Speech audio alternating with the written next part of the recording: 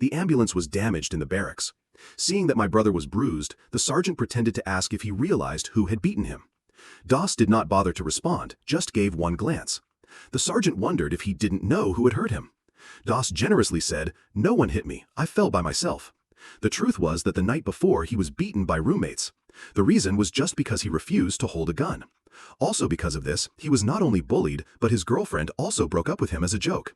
Although Van, please give me some humility, even asking for leave to visit home was rejected.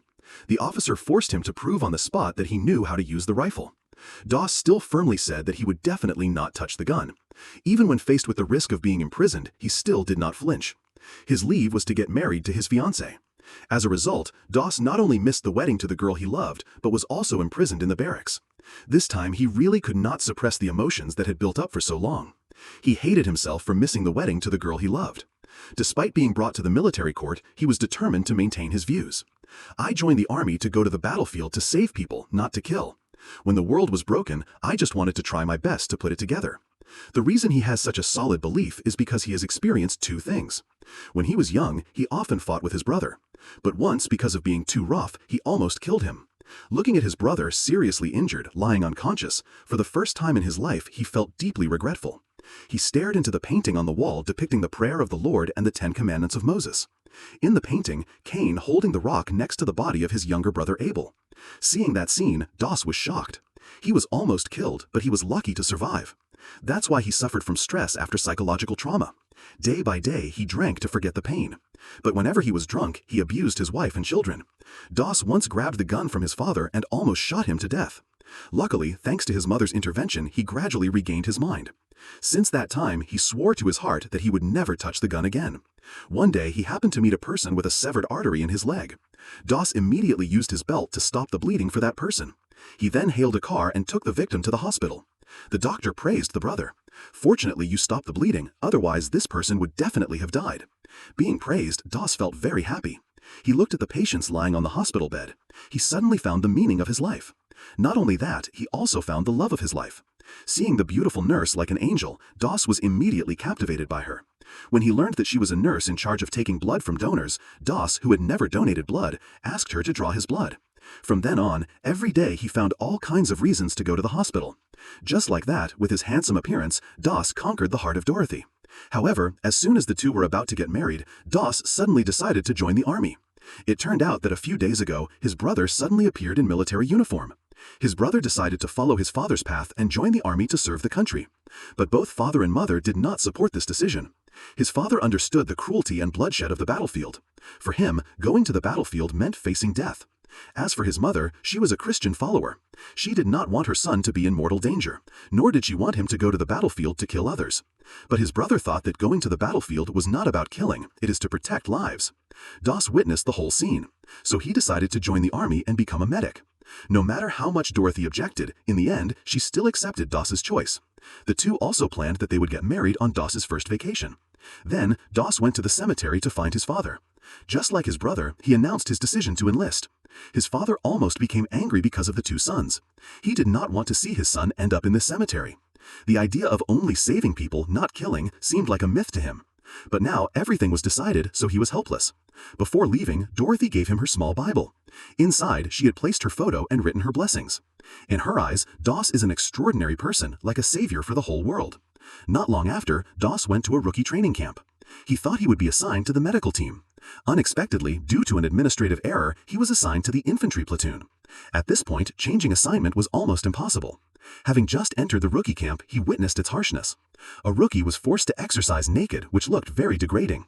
Two muscular men were throwing a knife at each other, which was extremely dangerous. The unexpected appearance of the sergeant made the knife land directly in the soldier's foot. This sergeant treated the soldiers extremely harshly.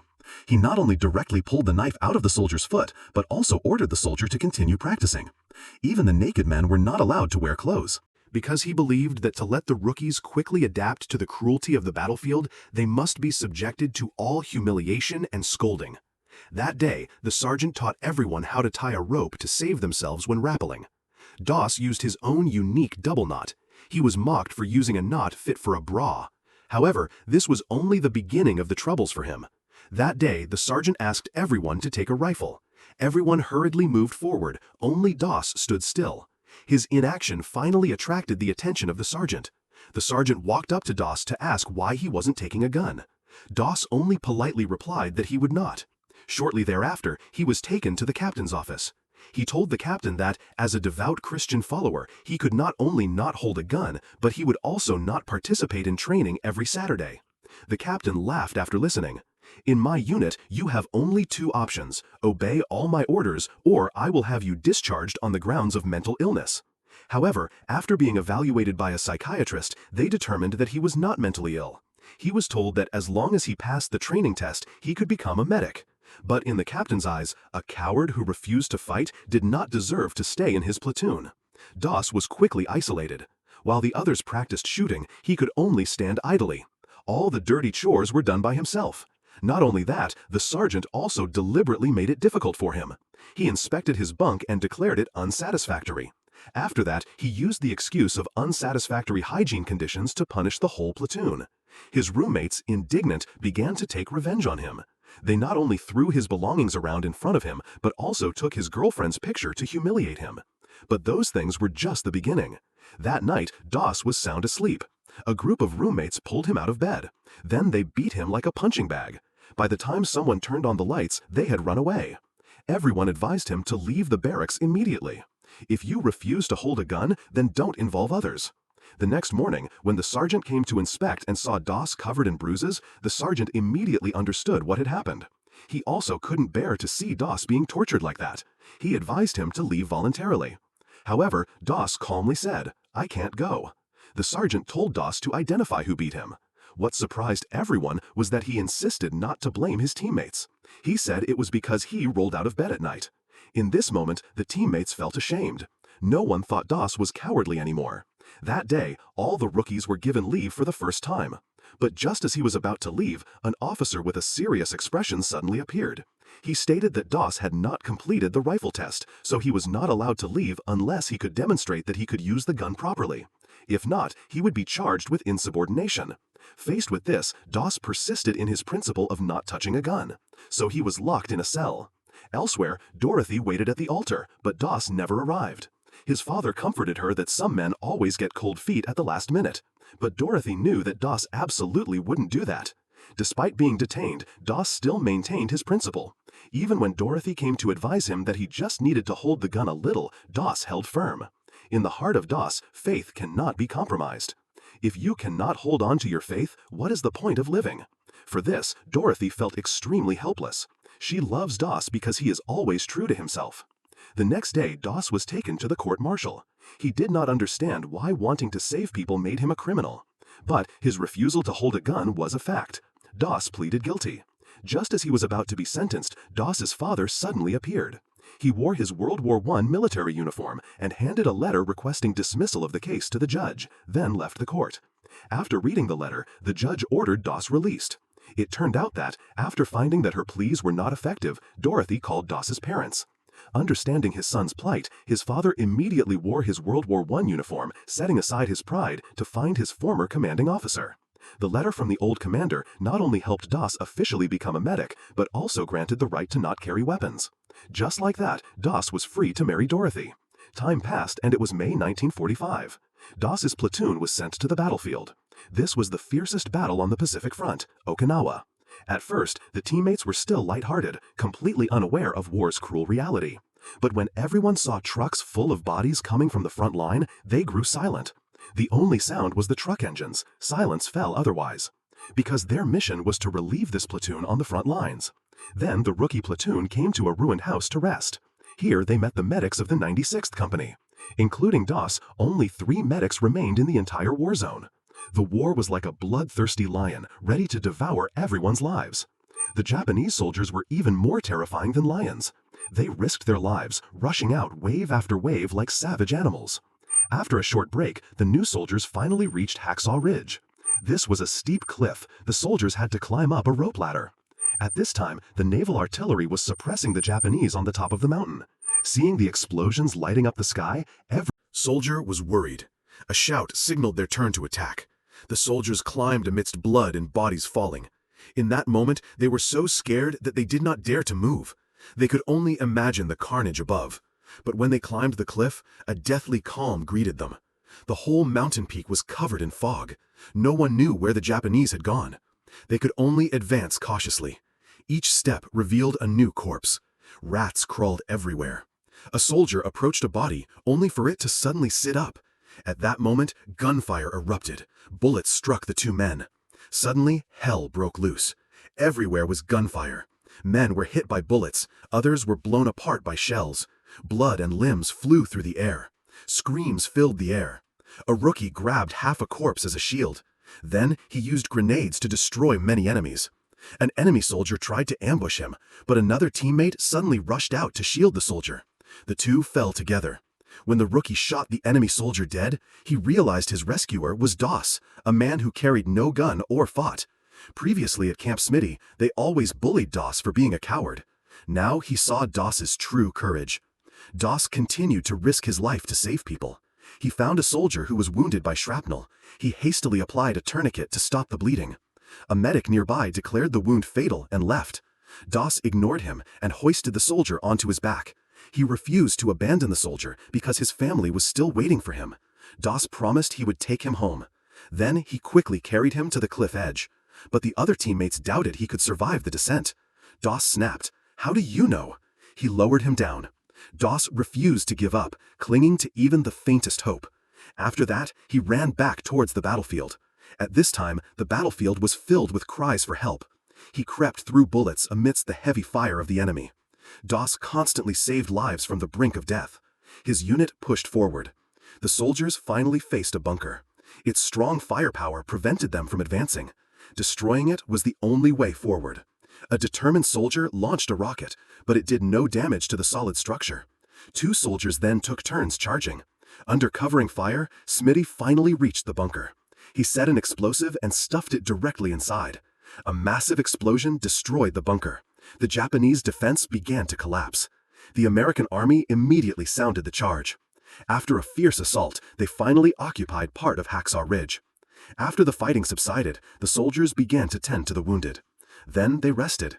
But Doss could not stop because there were too many wounded soldiers needing help. Until late at night, Doss had lost count of the people he saved. The soldiers resting after the battle were clearly tired. The teammates who were cheerful this morning were now mostly cold bodies. Smitty approached Doss, spoke his regrets, and expressed his sincere apology for his previous actions. The two made peace with a smile. From this moment, they were brothers in arms. Rats gnawed on the dead around them, but they talked about their families in the trenches. Early the next morning, dawn broke when most of the U.S. troops were still asleep. The Japanese unexpectedly launched an intense counterattack. They emerged from tunnels right in front of the U.S. troops. Countless enemies attacked like a flood. The U.S. troops were overwhelmed. They called for fire support and were ordered to withdraw immediately. But the frenzied attack forced the soldiers back. Only a few managed to climb down the cliff. In this moment of life and death, delay meant death. A soldier providing covering fire was shot dead instantly. Another soldier near a fuel tank was burned alive. A wounded soldier refused Doss's blood plasma, telling him to save the more seriously injured. Smitty had a chance to escape, but stayed to cover his teammates' retreat. He was shot. Doss saw and rushed to him. He carried Smitty, running frantically towards the cliff. However, when he reached the cliff, Smitty had stopped breathing. A brother he just bonded with died right before his eyes. Looking at the dead Smitty, Doss broke down. He begged God to show him what to do. At that moment, cries for help came from behind him. At this moment, Doss's eyes grew determined. Amidst the smoke, he slowly stood up and adjusted his equipment. While the teammates retreated, Doss resolutely chose to go back. He decided to return to the battlefield to save his teammates. He dodged shells and searched for the wounded. At the foot of the mountain, the captain took roll. Of the hundreds who went up yesterday, only 32 remained. He ordered the survivors to withdraw to the rear. Only 2 soldiers stayed behind to guard the base. At this time, atop the ridge, Doss found a wounded soldier. The man gripped his hand tightly. Doss promised he would return for him. Soon he brought another wounded man to the cliff edge. Looking at the steep drop, getting the wounded down became a problem. At that moment, he saw a rope nearby. The knot-tying method mocked by the sergeant now proved invaluable. Using his body as an anchor, he secured one end of the rope around the wounded man's torso and then lowered him slowly to the bottom. The 2 soldiers guarding below were astonished. One by one, Doss lowered the wounded. They didn't know who their rescuer was, but they rushed to get these people to the hospital and report up the chain of command. The commander, informed, immediately ordered the Navy to stop shelling. But without fire support, the Japanese emerged from the tunnels. They saw the surviving U.S. troops and attacked ruthlessly. Doss could only watch helplessly as the men was about to save were murdered. At this time, he only wanted to save one more person. Then, Doss heard another cry for help. However, the cry also attracted the Japanese. To protect his newly found teammate, he hid the injured man, then covered himself with a corpse. The two held their breath as the Japanese passed by. Suddenly, a Japanese soldier stabbed a knife into the corpse covering Doss. Fortunately, the knife just pierced his clothes. When the Japanese were gone, Doss uncovered his teammate and quickly pulled him to the cliff edge. Despite the Japanese patrols, he refused to retreat, continuing his rescue mission. However, the Japanese quickly discovered him. Panicked, Doss ducked into a tunnel. The Japanese threw in a grenade. Luckily, Doss dove out before it exploded. Determined to capture him, the Japanese pursued Doss through the tunnels until nightfall. Escaping the tunnel under cover of darkness, Doss gained precious time to save people. He checked each prostrate soldier, quickly finding a man injured and blinded by blood. Doss hurriedly washed his eyes with water. He found another teammate unconscious, having lost both legs. But Doss missed no one. He lowered each person down the mountain. As the night deepened, Doss grew exhausted. His footsteps became unsteady. His hands were raw and bleeding from the rope, but he constantly prayed, "Please let me save one more person. One more person." The wounded were continuously evacuated. Soldiers below, unaware of their rescuer's identity, spread word of a madman saving lives above. By morning, he had saved dozens, including some wounded Japanese soldiers, who did not survive. As dawn broke, the Japanese patrolled the battlefield. At this moment, Doss discovered that the sergeant and another teammate were injured. Risking himself, Doss carried one to the cliff edge. However, when he returned for the sergeant, Japanese soldiers lying in ambush fired. A bullet ricocheted off his helmet. Doss narrowly escaped death. He began searching the trenches. When an enemy sniper revealed himself, the sergeant immediately shot him dead. But the shot attracted more Japanese. At this point, Doss snatched the rifle from the sergeant, but he did not use it to kill. Instead, he tied it with another to make a makeshift stretcher. Then he put the sergeant on the stretcher, and Doss dragged it while running. The sergeant provided covering fire from the stretcher. Working together, they quickly reached the cliff edge. Doss used his double knot to secure the sergeant for lowering. Seeing enemies approaching, he used his foot to push the sergeant over the edge to start the descent. After that, he clung to the rope, frantically lowering him while bullets whizzed past. Seeing the Japanese reach him, he still managed to tie the rope to Smitty's body and jump off the cliff with him. However, the rope was not long enough. He dangled above the ground. At this time, the Japanese reached the edge too. From below, the sergeant ordered all soldiers to fire at the Japanese above. Gunfire intensified. Japanese soldiers were shot down as soon as they appeared. Soon, they kept their heads down. Seizing the moment, the soldiers rescued Doss. Doss, in a daze from the ordeal, hadn't realized he was safe. His teammates shook him gently. Looking at the soldier he once considered a coward, the captain was filled with awe. After checking that he was not injured, the captain immediately ordered him taken to the medical station. As he walked back, all the soldiers parted for him. They looked at Doss with eyes full of admiration and gratitude. For this hero, they felt no more contempt. Doss used clean water to wash the blood off his hands. Looking at the injured people he saved around him, his heart felt warm. But when he learned that some teammates couldn't be saved, he sat alone outside the barracks to read Dorothy's Bible. Not long after, the captain came. He said he'd never met such a person before and asked Doss to forgive him. But tomorrow, they must capture Hacksaw Ridge. For Doss, tomorrow he shouldn't go to the battlefield. But his teammates refused to go without him. The next day, under Hacksaw Ridge, a group of soldiers refused orders to attack at the appointed time. They all looked towards the wall where Doss was praying for them. Until Doss finished praying and returned, the captain nodded. At a shout, the soldiers climbed Hacksaw Ridge. This time, they felt no fear because they trusted Doss to bring them home. Amidst the battlefield chaos, smoke blinded them. Screams were everywhere. The once aggressive Japanese defense collapsed. Their commander knew defeat was inevitable and committed suicide in the tunnel. A few Japanese soldiers emerged waving white flags. However, they feigned surrender. Upon exiting, they threw 2 concealed grenades. To protect his teammates, Doss kicked one grenade away with his foot and grabbed the other to throw it back. But it exploded as he threw it.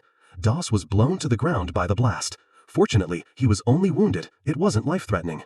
Seeing their hero injured, all soldiers fought with renewed fury. They finally captured Hacksaw Ridge at a heavy price.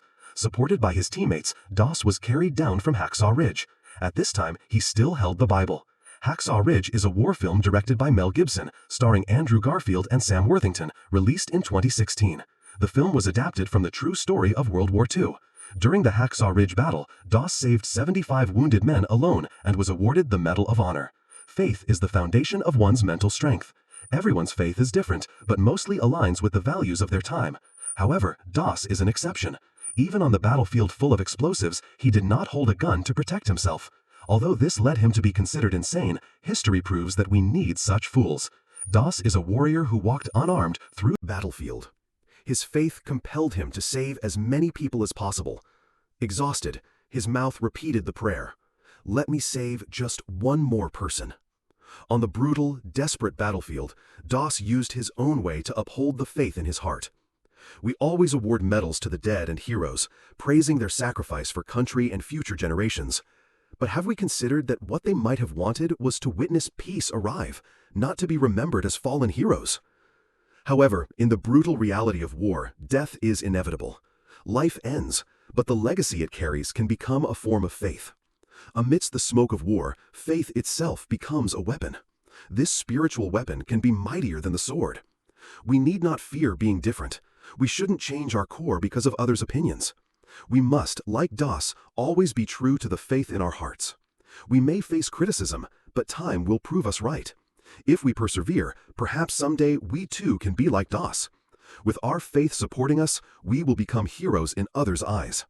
The value of a movie lies in the values it portrays.